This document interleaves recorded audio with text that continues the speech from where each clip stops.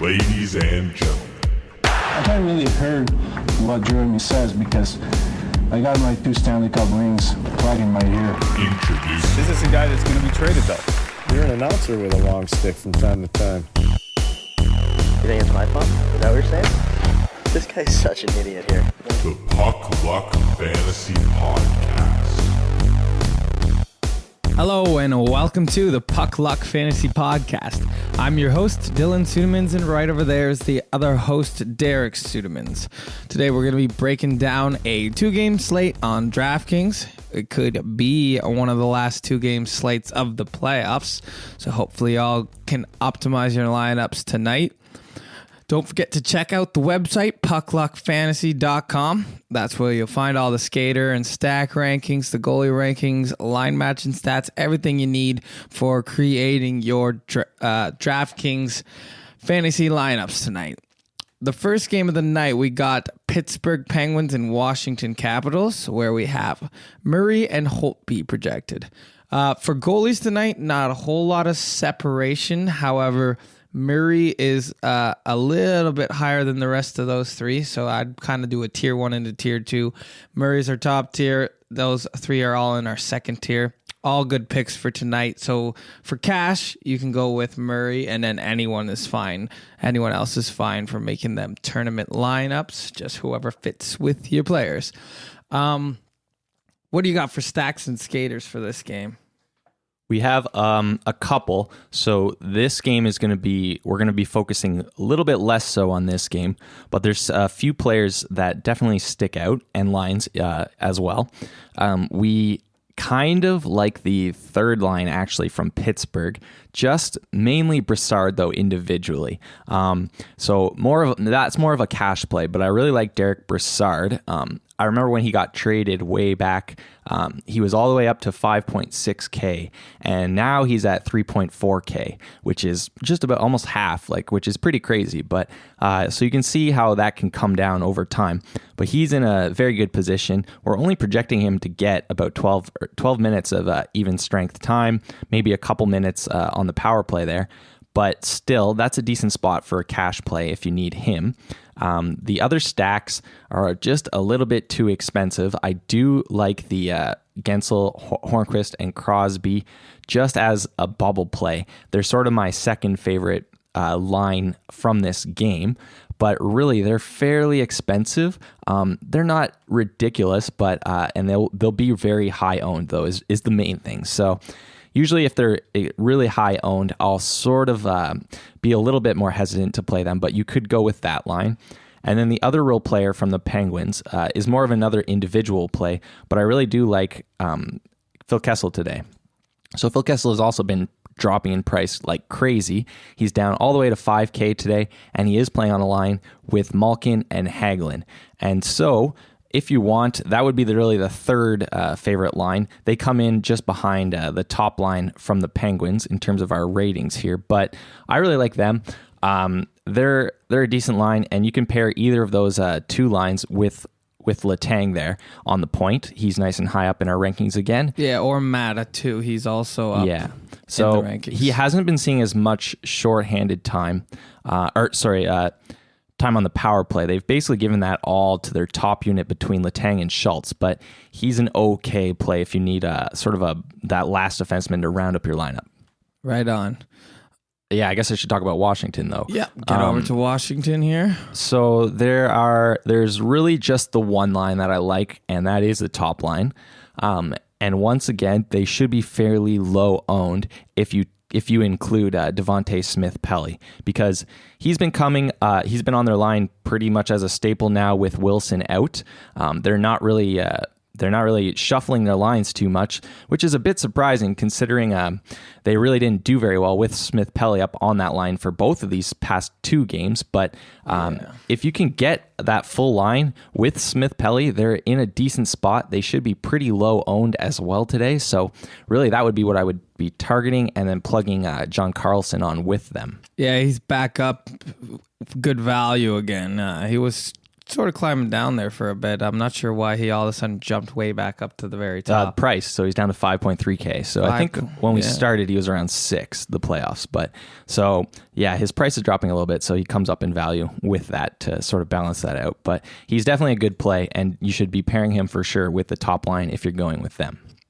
Okay, let's head on to the next game between the Nashville Predators and the Winnipeg Jets. Again, both these goalies, basically equal value, we'll say. You're not going to get any value playing any goalie or over another. So just pair them with your favorite stack. And who do we got for stacks in this game? So this is where we will be focusing the most heavily tonight. We got a lot of lines that pop out right at the top. The top one being the top line of the Predators. So that's with Arvidsson, Johansson, and Philip Forsberg.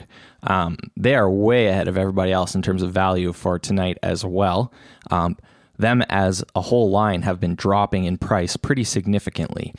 They've been getting a small amount of production from those players individually, but not near as much as they were getting during the regular season. So they keep dropping like crazy in price. And because of that, they're quite a bit higher than everyone else. So I'm going to be getting a ton of that line and basically going to be trying to basically doing all the different combinations you can with them.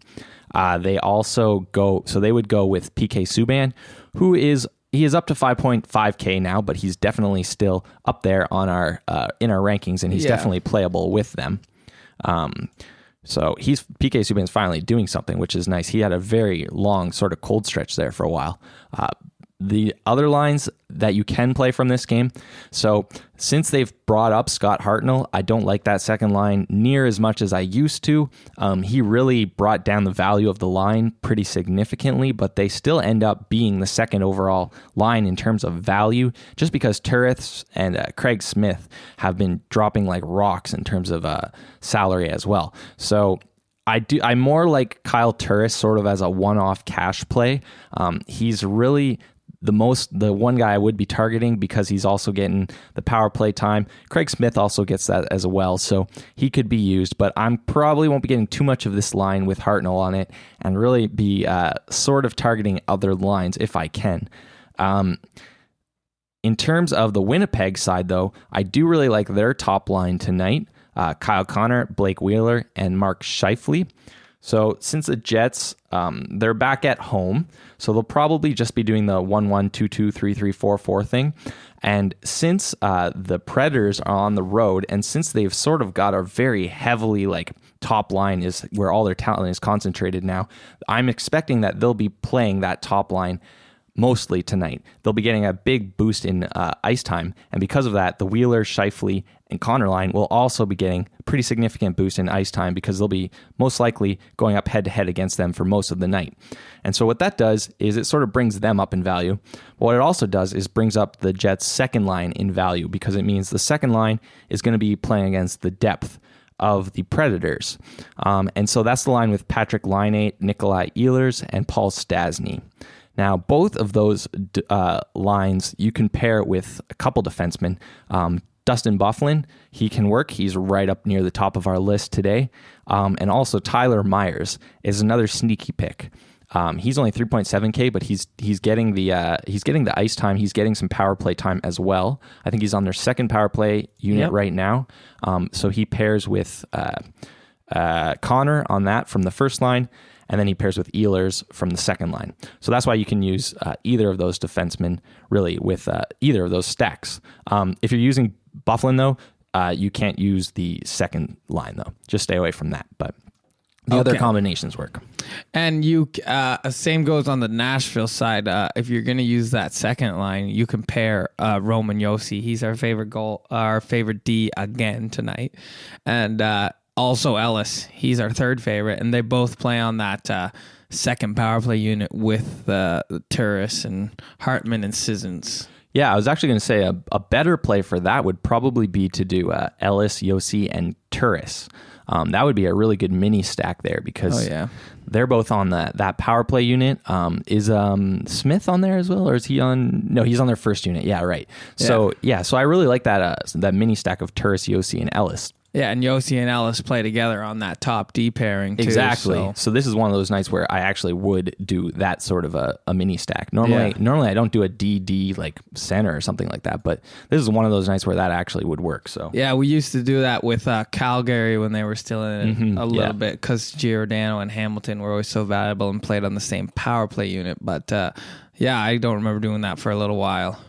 No, definitely not. So if you can, I like that play quite a bit tonight. I might try to do that, work that in. So, but really, that's that really covers it for this game. We just basically like the top lines for each of these teams the most. And that's usually what happens. We see the top lines in these playoffs. They get the boost in ice time just because teams are riding sort of their top lines, as well as majorly as from the power play time. The top power play units really get a boost in the playoffs. They sort of heavily go to their first unit. So that's really where the value is all coming from. Right on. Okay, well, let's get to the puck luck picks of the day, where you give us a high, medium, and low priced guy that is your favorite and your favorite stacks. All right. So in terms of my expensive value play, I'm going to go with Alex Ovechkin tonight at 7.6K. He's not the best play, but he's definitely right up there. I like Dustin Byfuglien in sort of that medium to expensive range at 5.8K. I like Phil Kessel in terms of sort of the medium to cheap range at 5K. And then I'll be going with Derek Brassard in sort of my really cheap tier at 3.4K. My favorite stack of the night is going to be the Arvidsson, Johansson, and Forsberg line from the Predators. And then my favorite mini stack of the night is going to be Yossi and Turris. Okay, sounds good. I guess we can wrap things up for the day. Don't forget, follow us on Twitter at PuckLuckFantasy. Check out the website. Make sure you have that tab pulled up when you're building them lineups. Follow us on iTunes, Stitcher, and SoundCloud. Those are the podcasting platforms that we are currently on. Subscribe to the YouTube channel, and thank you for watching. We will see you potentially not tomorrow, but the next day, maybe for another 2-game slates, and maybe we'll have some 2-game 7s. Thanks for watching.